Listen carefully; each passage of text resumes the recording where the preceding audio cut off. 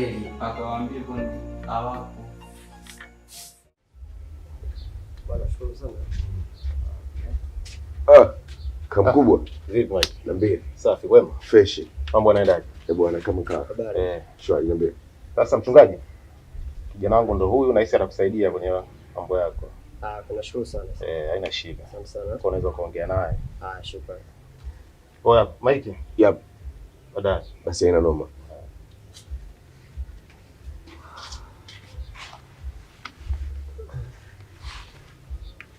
Bwana samani, mimi naitwa Mchungaji Yakobo.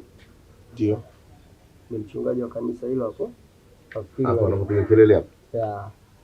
Nafikiri alifahamu kwa sababu ni jirani na hapo.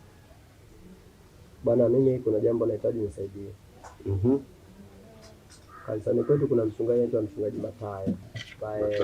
Okay. Yeye ameshajijenga kiroho na ana uwezo wa kuvunja pepo chafu na kuharibu. Ndio. Na ana uwezo wa kutibu watu. Sawa. Na ameshawaaminisha waumini wakamwamini. Ndio maana kwenye ibada zake watu wanakuwa ni wengi na watu wanawamsifu kwa shangwe. Ndio.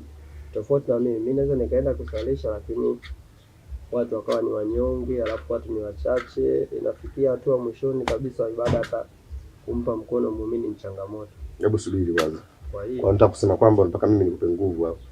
Ndio, mimi nilikuwa nahitaji nipatie nguvu ya kuweza kuwa kama Mchungaji Mathayo. Haikiwezekana ni mzidi zaidi. Hebu tuende, unaanza fasi sijakuelewa. Mimi nikupe nguvu vipi? Namna ya kunipa nguvu, nataka nifanye biashara mimi na wewe. Uenda kufanya biashara. Hapo kwenye biashara hapo ninaanza nikakaa nikakusikiliza. Na kitu changu nikivuta kikaenda. Twende kasi.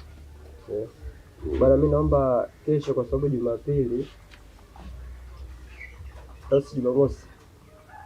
Naomba kesho uje kanisani pale ujifanye mtu mwenye mapepo. Yaani nikikuombea unadondoka chini. Unagalagala, si nikipiga pepo mara. Unafahamu ile kwamba unakuwa mtu mwenye mapepo. Kwa hiyo nataka nikamwamshe Jini Makata pale kanisani kwako.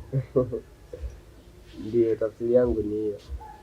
Basi ondoa shaka, mimi Jini Makata atakuja, nitagalagala unavyotaka wewe, ili mradi mpunga tu uingie kwenye mfuko wangu.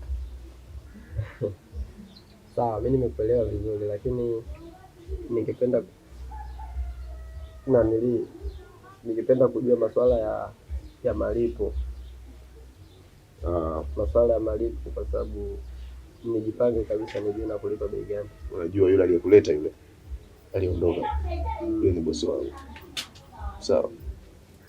Kwa hiyo sasa, kwa sababu ya yule, mimi nitakufanyia milioni 1. Sawa. Hiyo ni bei ya kawaida kabisa. Hizo kazi sifanyaje mimi kwa hela hiyo, lakini kwa sababu tu ya heshima ya bosi. Basi ndugu yangu, kwa sababu ni ghafla